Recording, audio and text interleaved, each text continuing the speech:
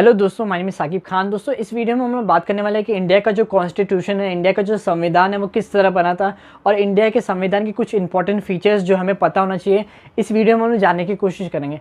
तो दोस्तों, सबसे पहले बात करते हैं कि कॉन्स्टिट्यूशन का मतलब क्या होता है। दोस्तों, कॉन्स्टिट्यूशन का मतलब होता है, संविधान का मतलब होता है कि किसी भी देश को चलाने के लिए कुछ रूल्स एंड रेगुलेशन बनाए जाते हैं, कुछ लॉज बनाए जाते हैं। और जब उस लॉ को उस रूल्स एंड रेगुलेशन को जब एक जगह जमा किया जाता है, एक जगह एक्यूमुलेट किया जाता है, तो उसको बोला जाता है कॉन्स्टिट्यूशन।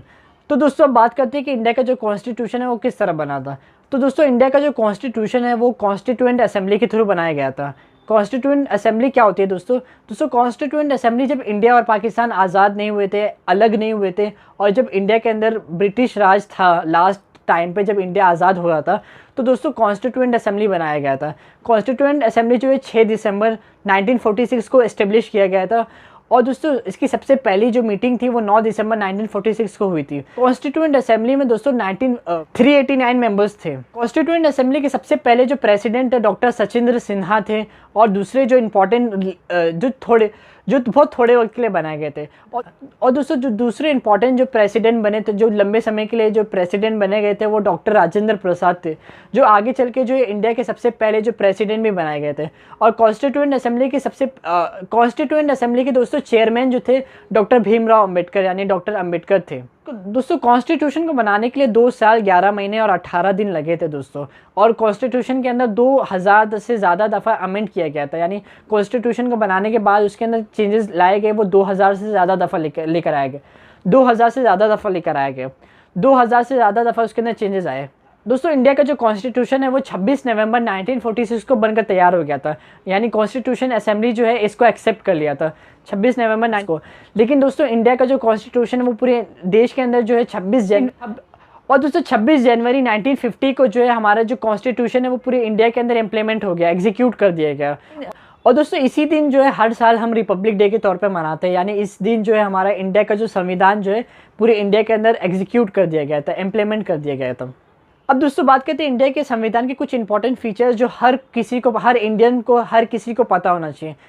तो दोस्तों, इंडिया के संविधान के सबसे इंपॉर्टेंट फीचर ये है कि इंडिया का जो संविधान है वो रिटन कॉन्स्टिट्यूशन है, यानी इंडिया का जो संविधान है वो लिखा जाने वाला संविधान है, रिटन कॉन्स्टिट्यूशन है। रिटन कॉन्स्टिट्यूशन का मतलब दोस्तों होता है कि इंडिया के जो कॉन्स्टिट्यूशन है वो फेडरल सिस्टम को फॉलो करता है। फेडरल सिस्टम का मतलब होता है कि इंडिया के अंदर 2 तरह की हुकूमतें काम करेंगी, 2 तरह की गवर्नमेंट काम करेंगे, एक स्टेट गवर्नमेंट होंगी और दूसरा जो है सेंट्रल गवर्नमेंट होगी। ये दोनों के रिलेशन को मेंटेन रखने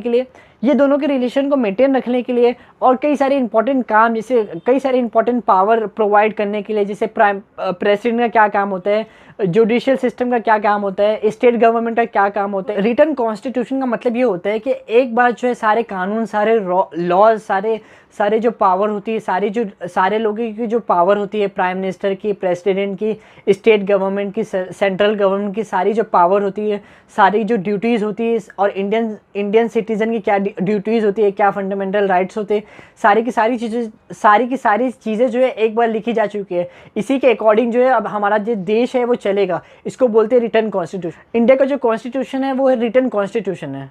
अब दूसरी जो इंडिया के संविधान की दूसरी जो इंपॉर्टेंट फीचर है वो है सबसे लार्जेस्ट कॉन्स्टिट्यूशन।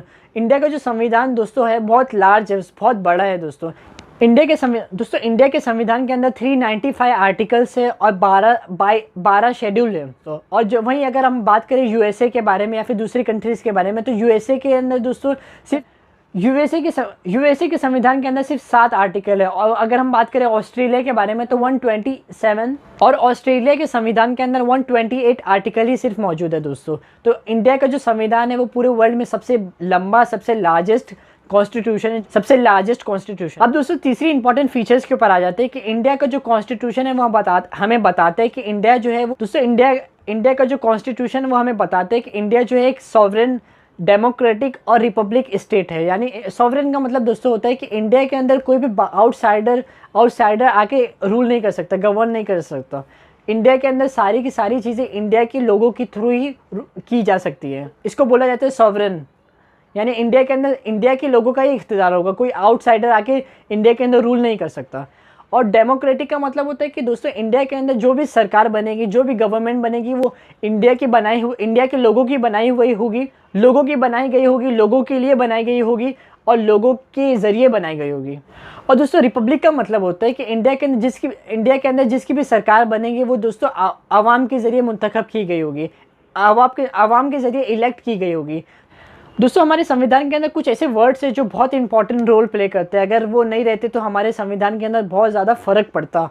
तो दोस्तों सॉवरेन है, डेमोक्रेटिक है, रिपब्लिक है, सेक्युलर है, ये सारे की सारी ऐसे ही वर्ड्स हैं जो बहुत ज़्यादा इंपॉर्टेंट है, जिनके रहने से बहुत ज़्यादा मैटर करता है। अब दोस्तों बात करते हैं इंडिया के संविधान के चौथे इंपॉर्टेंट फीचर्स के ऊपर।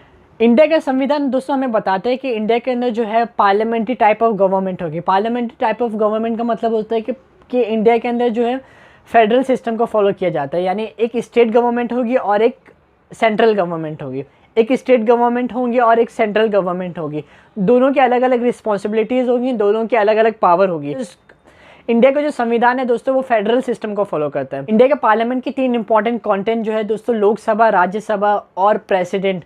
ये यानी इंडिया के अंदर जो भी गवर्नमेंट बनेगी, जिसकी भी सरकार बनेगी, वो पार्लियामेंट के थ्रू बनेगी। यानी पार्लियामेंट के अंदर जिसकी भी मेजॉरिटी रहेगी, जिस भी पार्टी की मेजॉरिटी रहेगी, उसी की पार्टी के मेंबर जो है वो सरकार बनाएगा, यानी उसी की पार्टी जो है प्राइम मिनिस्टर बनाएगी। यानी पार्लियामेंट के अंदर जिसकी भी मेजॉरिटी रहेगी, जिस भी पार्टी की मेजॉरिटी रहेगी, वही जो है इंडिया के अंदर सरकार बनाएगा। यानी इंडिया के अंदर जो है पार्लियामेंट जो है सरकार डिसाइड करती है। अब दोस्तों बात करते हैं कि पार्लियामेंट के 3 इंपॉर्टेंट फीचर के ऊपर। और दोस्तों इंडिया के पार्लियामेंट के 3 इंपॉर्टेंट पिलर जो होते हैं वो लोकसभा, राज्यसभा और प्रेसिडेंट होता है। लोकसभा और राज्यसभा के अंदर जिस भी पार्टी की मेजॉरिटी रहती है वो एक लीडर मुंतखब करता है, डिसाइड करता है, और प्रेसिडेंट जो है उसको जो है प्राइम मिनिस्टर बनाता है। और दोस्तों इंडिया के संविधान के अगली जो इंपॉर्टेंट फीचर है वो है फंडामेंटल राइट्स एंड ड्यूटीज़। दोस्तों इंडिया का जो संविधान है वो हर इंडियंस को, यानी इंडियन के सारे सिटीज़न को जो है एक कुछ फंडामेंटल राइट्स प्रोवाइड करता है, कुछ फंडामेंटल ड्यूटीज़ प्रोवाइड करता है। तो जो एक वाइड कॉन्सेप्ट है जिसको जो है अगले वीडियो में देखेंगे कि क्या फंडामेंटल राइट्स है, क्या फंडामेंटल ड्यूटीज़ है। बस हमें इतना याद रखना दोस्तों कि इंडिया का जो कॉन्स्टिट्यूशन है वो सारे इंडियंस को जो है कुछ फंडामेंटल राइट्स प्रोवाइड करता है, कुछ फंडामेंटल ड्यूटीज़ प्रोवाइड करता है, जिसका जानना हमारे लिए ज़रूरी है। और अगली जो इंपॉर्टेंट फीचर्स है हमारे इंडिया के संविधान की वो है directive principle of state policy. इसका मतलब दोस्तों तो होता है कि स्टेट गवर्नमेंट या फिर सेंट्रल गवर्नमेंट या स्टेट गवर्नमेंट की क्या क्या पावर्स है, क्या क्या ड्यूटीज़ है, यानी स्टेट गवर्नमेंट जो है उसकी क्या क्या रिस्पॉन्सिबिलिटीज़ है, क्या क्या ड्यूटीज़ है, क्या क्या पावर है, वो किस किस चीज़ों में काम करेगी, किस किस फील्ड में जो है काम करेगी। ये सारी की सारी इन्फॉर्मेशन, सारी की सारी जो नॉलेज है वो हमारा जो कॉन्स्टिट्यूशन है वो एक्सप्लेन करता है हमें। अगला जो इंपॉर्टेंट फीचर है हमारे संविधान का वो है इंडिपेंडेंट जुडिशरी। दोस्तों जुडिशरी का मतलब होता है कि हमारा जो इंडिया के अंदर कोई भी कानून बनाने का जो अमल होता है उसको बोलते हैं जुडिशरी। यानी कानून बनाने का, कानून को प्रोटेक्ट करने के लिए इंडिया नहीं दोस्तों, कानून को प्रोटेक्ट करने के लिए, कानून बनाने के अमल को जो है कानून बनाने के अमल को ध्यान में रखने के लिए तो इंडिया का जो संविधान है वो हमें बताता है कि इंडिया के अंदर जो है इंडिपेंडेंट जुडिशरी होती है। हमारे संविधान को प्रोटेक्ट करने के लिए, हमारे संविधान की हिफाजत करने के लिए जो है दोस्तों हमारा जो कॉन्स्टिट्यूशन जो है वो इंडिया के अंदर जो है इंडिपेंडेंट जुडिशरी इस्टेब्लिश करता है, जो कि सुप्रीम कोर्ट होता है। और दोस्तों सुप्रीम कोर्ट का काम ये होता है कि इंडिया के अंदर कोई भी लॉ बने दोस्तों वो हमारे संविधान के खिलाफ ना हो, यानी संविधान के हिसाब से ही हो। कोई भी इलीगल तरीके से कोई भी लॉ इंडिया के पार्लियामेंट में ना बने तो इसकी रिस्पॉन्सिबिलिटी दोस्तों सुप्रीम कोर्ट के थ्रू होती है, जिसको बोला जाता है इंडिपेंडेंट जुडिशरी।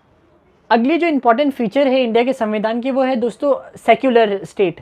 इंडिया का जो कॉन्स्टिट्यूशन है वो हमें बताता है कि इंडिया का जो संविधान है वो दोस्तों हमें बताता है कि इंडिया का जो स्टेट है वो एक सेक्युलर स्टेट है।